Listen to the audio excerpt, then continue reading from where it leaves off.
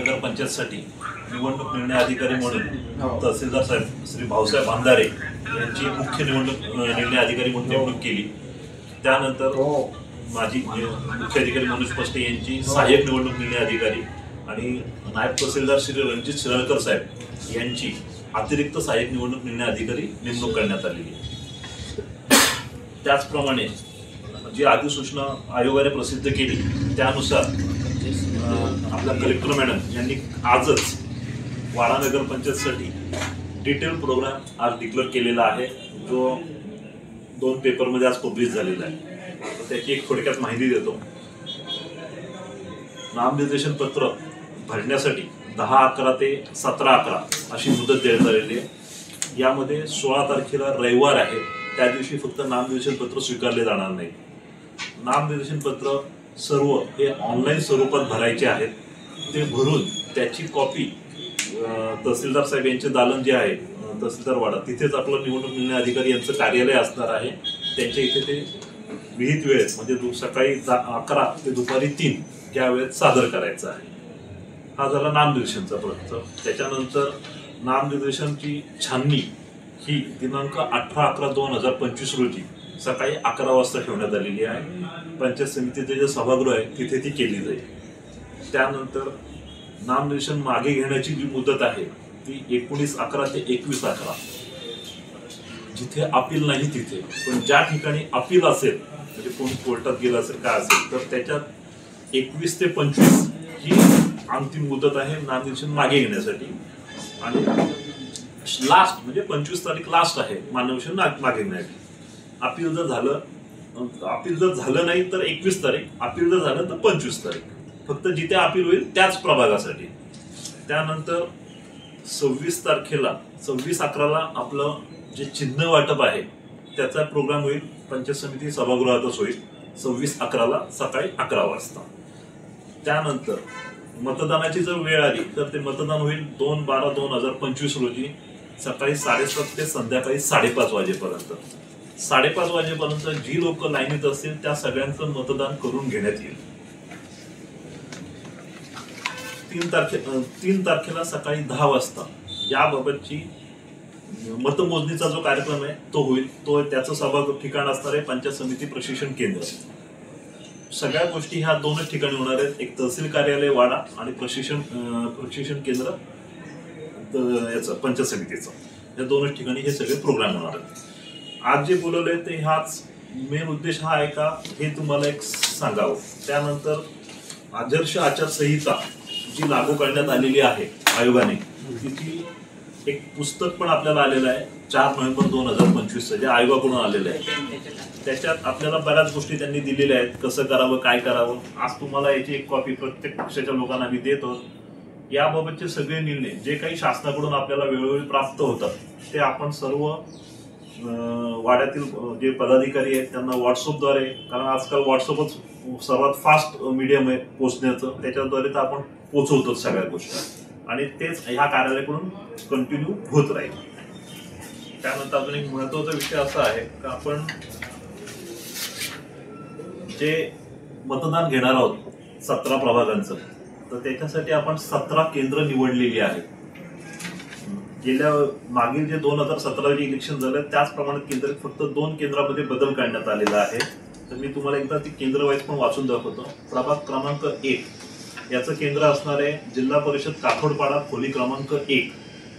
इथे पुरुष मतदार असणार आहे 448, स्त्री मतदार असणार आहे 484, असे टोटल 932 मतदार आहेत।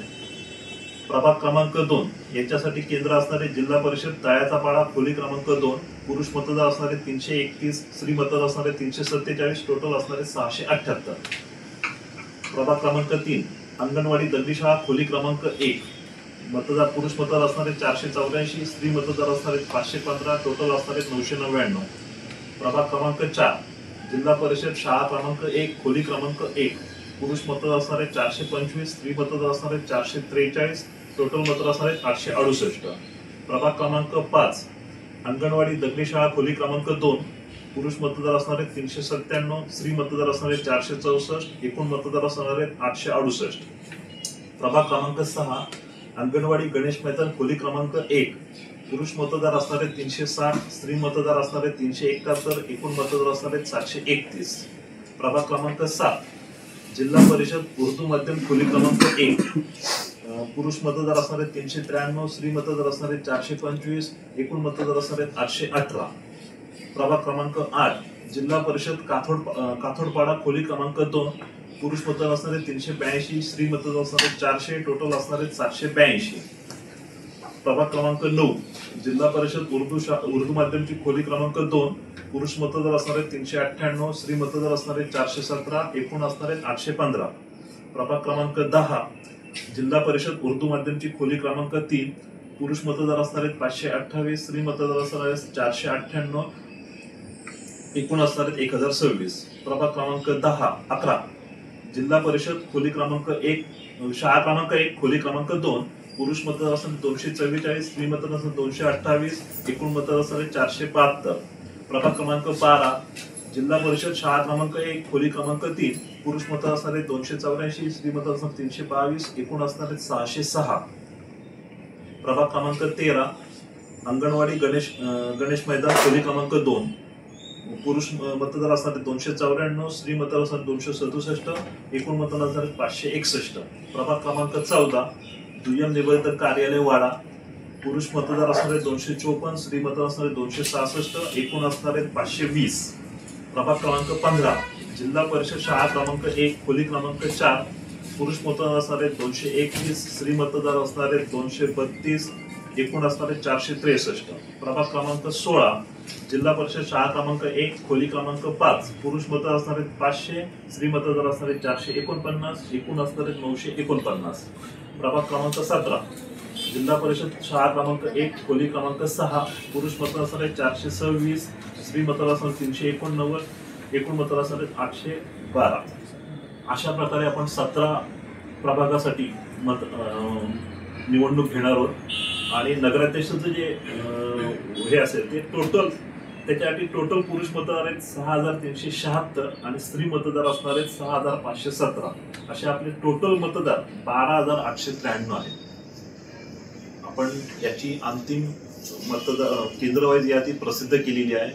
उद्याच्या दिवशी आता जी तुम्हाला मी केंद्र सांगितली त्या केंद्र वाईज मतदार यादी प्रसिद्ध केली जाईल आयोगाच्या निर्देशानुसार. आता हे 12893 जे टोटल मतदार आहेत यामध्ये आयोगाकडून जी यादी प्राप्त झाली त्याच्यातच तुम्ही जी बघितली असेल तर तुम्हाला काही ठिकाणी दुबार नाव आहेत आणि तिथे डबल स्टार पण प्रिंट केलेलं आहे. तर ती संख्या जवळजवळ 397 आहे. अख्ख्या याच्यात 397 जी नावं आहेत ती डबल आलेली आहेत.